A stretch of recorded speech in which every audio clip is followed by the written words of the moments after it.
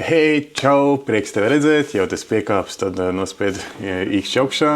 Šodien gribu parunāt par tēmu. Es nezinu, kāda ir vispārēja statistika Latvijā, bet manā burbulī pamazām cilvēki atkal sāk ņemt kucēnus.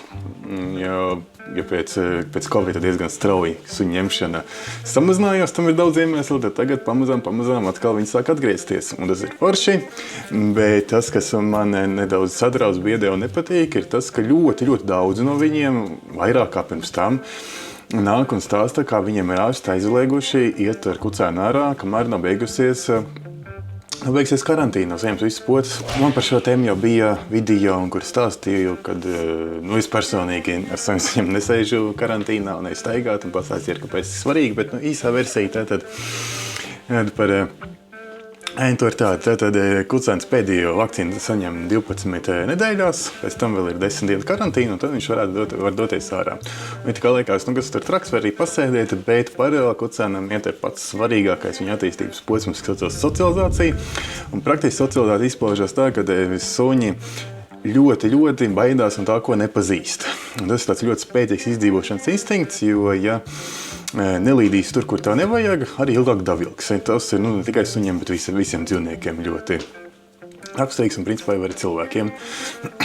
Bet, lai savu apkārtējo vidi tomēr varētu iepazīt, tad pirmos 2 mēnešus, kas ir +/-4, šīs bailes, kuras, protams, ir, nomāca milzīga interese. Un tāpēc kucēni visur lien, pie visiem cilvēkiem, pie visiem suņiem, visur viņam gribas mutē, visu pēc kārtas. Ja šī ir tā situācija, ka viņš gūs kaut kā zināšanu bāzi, saprot, kas ir bīstams, kas nav bīstams, no kā vajag baidīties, no kā nē. Un pēc šī socializācijas perioda tātad kucēnam šī interese pamazām noplok un paliek var tikai bailes. Un tas, cik ātri tas notiekās un strauji, ir atkarīgs no katra suņa atsevišķi, viņa temperamenta, bet tomēr pieredze man arī rādīja, ka kucēns laicīgi ir sāks socializēt un pareizi, tad viņam šī interese saglabājas ilgāk. Ja suni neved ārā un nesocializē viņu, tad dabīgi, dabā nekas nav lieks, un līdz ar to vienkārši zemapziņā viņa smadzenes saprot, ka šī funkcija nav vajadzīga, un tās bailes parādās krietni ātrāk.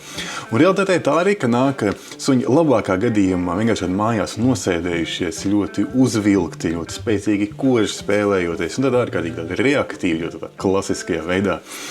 Kas vēl būtu sīkums, labi, to var samācīt un visu salabot, bet nāk ar ļoti daudz jau bailīgi kucēni. 4 mēneši un jau baidās no visa, kas jau ir ļoti bēdīgi. Un atgādināšu, ka socializācija ir vienīgā lieta, ko var nokavēt. Mēs sunim var iemācīt jebkurā vecumā, bet socializācija nokavēt, tad tur kaut ko labot ir ļoti grūti, tas prasa ļoti daudz laika, līdz pat dažreiz ir arī neiespējams galam visu salabot.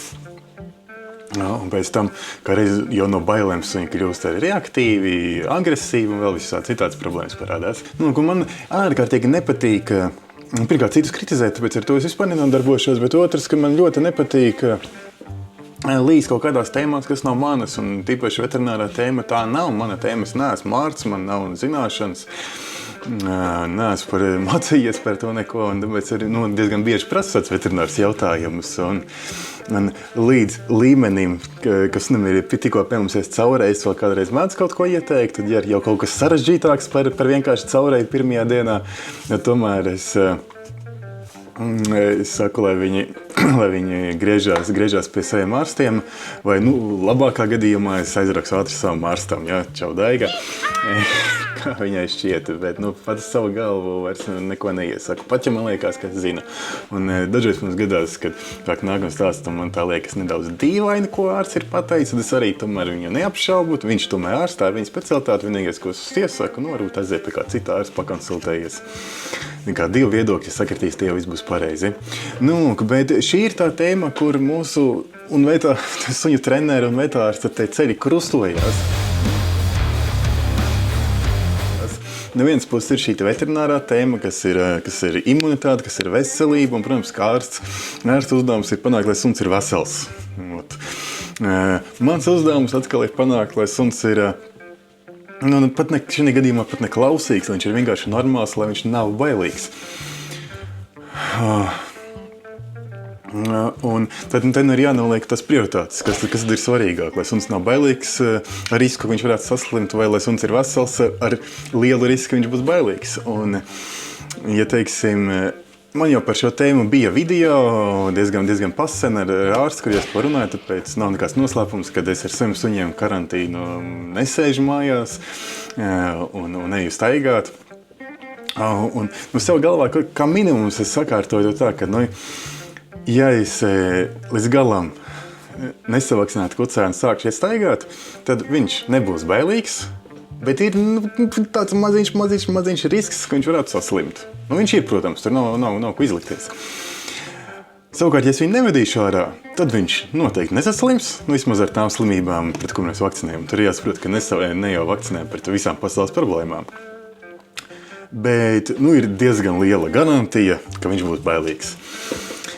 Un tāpēc svara kausošo saliekot, es ar saviem suņiem, teiksim, Rabi gāju jau no 2 mēnešu vecuma. Ne tas, ka izgājām ārā, mēs visu Latviju ar viņu izbraukājām. Viņu pastaigu taksi iztaigājām un socializējām, visus parkus iztaigājām un socializējām ne pa jokam. Bet par ko ir stāsts, kad nav jau tā, ka ir mans viedoklis, labi, es tagad nemēģināšu aizstāt visus trenerus, mazums, ko domā citi treneri, teiksim, mans viedoklis pret vetārstu viedokli. Tad vēl būtu diezgan pat vienkārši un loģiski. Bet ar vetārstu nav jau tā, ka visi ir viensprāts un visi saka, sunim jāsēž mājās. Un tāpēc, mans ieteikums jums vai ārsts liek sēdēt mājās, aiziet vienkārši pie kā cita ārsta, pakonsultēties. Kā arī tajā manā vecajā video, kur es kaut kur pievienošu, kur es vairāk un garāk par šito stāstu, tur arī ir ārsts, kurš arī saka, ka var doties ar suni ārā. Un vēl vairāk, lai būtu vairāk tāds ārstu arguments, kur te ir sagatavota tāds informatīvs tāds buklets no Amerikas ārstu asociācijas, es aizmirsu visu garo nosaukumu, jūs varat izlasīt, kur viņi arī saka, ka socializācija ir pats svarīgākais dzīves posms, un tas, ko viņi ir teikuši, un arī šeit ārsti man Latvijā vairāk ir uzsvēruši, ka daudz vairāk suņi tiek iemedzināti tāpēc, ka viņi ir kaut kāda antisociāli bailīgi un rezultātā nesavācami un neklausīgi, nevis no tā, ka viņi saslimst. Un līdz ar to es negribu teikt, ka tās visas slimības, ka viņas neeksistē, bet, lai gan, teiksim, par trakumsērgu, tā kā ārsta biedriem, tad gan man smieklīgi nāk, jo, kad tu mums pēdējais bija trakumsērga, kā mēs te baidamies? Tas nav aicinājums nevakcinēt. Trakumsērga tieši tāpēc nav, ka mēs viņus vakcinējam, un ne tikai suņus, viss dzīvnieks, bet kaut kā tā, ka, protams, gala lēmums jāpieņem jums pašiem, tas ir jūsu suns, mans uzdevums ir tikai izstāstīt, un kā es teicu, es ar Obi konkrēti, tas vairs nav suns kaut kur kaut kāds, ar Obi pirms 2 gadiem gāja 2 mēnešu vecumā, jau gājām ārā. Vienīgais tāds kompromiss un ieteikums būtu, viss tās slimības, ko tur vakcinē, nav tā, ka kāds slims dzīvnieks nošķaudījās, jūsējais tagad tur selpos to pašu gaisu un saslims.